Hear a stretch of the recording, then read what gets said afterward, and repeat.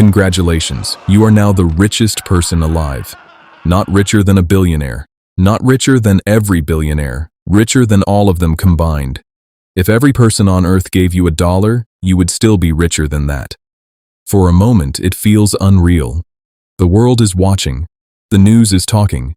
Your phone will not stop vibrating. Everyone wants a meeting. Everyone wants a picture. Everyone wants a piece of your time.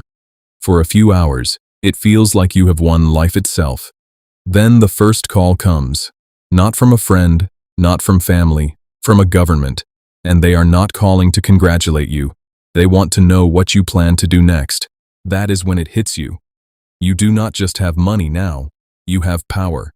And power makes people nervous. Chapter 1. The First Hour. The first hour is chaos. Banks call, investors call, lawyers call, journalists call, heads of state call. You were a person yesterday. Today, you are a global event. Every word you say can move markets. Every investment can change industries. Every silence can become a headline. Suddenly, the world does not want to know who you are. It wants to know what you will do with all that power. And that is the part nobody prepares you for. Because once people believe you can change everything, they stop treating you like a human being. They start treating you like a force. Chapter 2. The first week. By the end of the week, you try to do something normal. Lunch, nothing fancy, just lunch. But normal is already gone. The restaurant owner refuses to let you pay. People stop talking when you walk in. Phones come out. A child asks for a selfie. A stranger asks you to fund his startup. Another one tells you his mother needs surgery, and you have not even ordered yet. That is the first ugly truth about extreme wealth. The richer you become, the less ordinary life belongs to you. You can buy almost anything, but you cannot buy anonymity back. Every room changes when you enter it. Every conversation bends around you. Every person in front of you begins reacting to your money before they react to your face. And once that happens, it becomes almost impossible to know who is speaking to you and who is speaking to your bank account. Chapter 3. The world starts watching. Soon, the invitations start arriving. Presidents, CEOs, founders, fund managers, philanthropists, people from your past. Everyone suddenly remembers your name. Everyone wants a meeting. Everyone wants advice. Everyone wants a partnership. Everyone wants to catch up. But the more powerful you become, the harder it gets to tell the difference between connection and access. Are they here because they like you, or because they want proximity to your money? You start noticing the small things. People laugh too quickly. They agree too easily. They say yes before you finish the sentence. And somehow, that is worse than open greed, because greed is honest. Fake loyalty is not. Chapter 4. The Friend Test. One night, you meet your oldest friends, the people who knew you before the money, before the headlines, before the security, before the power. At first, it feels normal. Then you notice something strange. Nobody interrupts you. Nobody challenges you. Nobody makes fun of you. Nobody says you are wrong. And that should feel respectful. But it does not. It feels empty. Because those people used to keep you grounded. They used to joke with you, argue with you, push back on you. Now they are careful. Too careful. They are not treating you like a friend anymore. They are treating you like a status symbol with a heartbeat. And that is a lonely feeling. Because if nobody around you is willing to tell you the truth, how do you know when you are starting to lose yourself? Chapter 5. The security layer. The money keeps growing. So does the attention. You add security. Then more security. Then gates. Then cameras.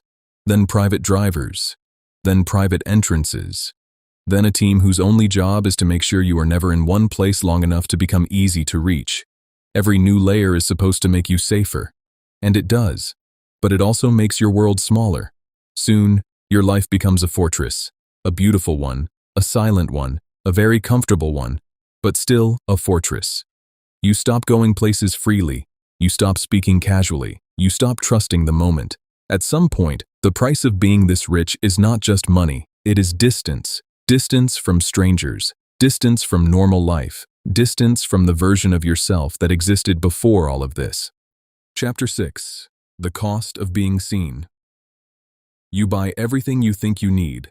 Companies, buildings, Land, private planes, drivers, staff, access. You can buy comfort. You can buy speed. You can buy silence. But you still cannot buy certainty. You still do not know who really likes you. You still do not know who would stay if the money disappeared. You still do not know who is telling the truth. And that is where the nightmare begins. Because the richer you get, the more people perform around you. And the more people perform, the less real anything becomes. Soon, every room feels edited. Every smile feels measured. Every laugh feels practiced. Money can solve problems. It can build walls. It can buy time. It can erase friction.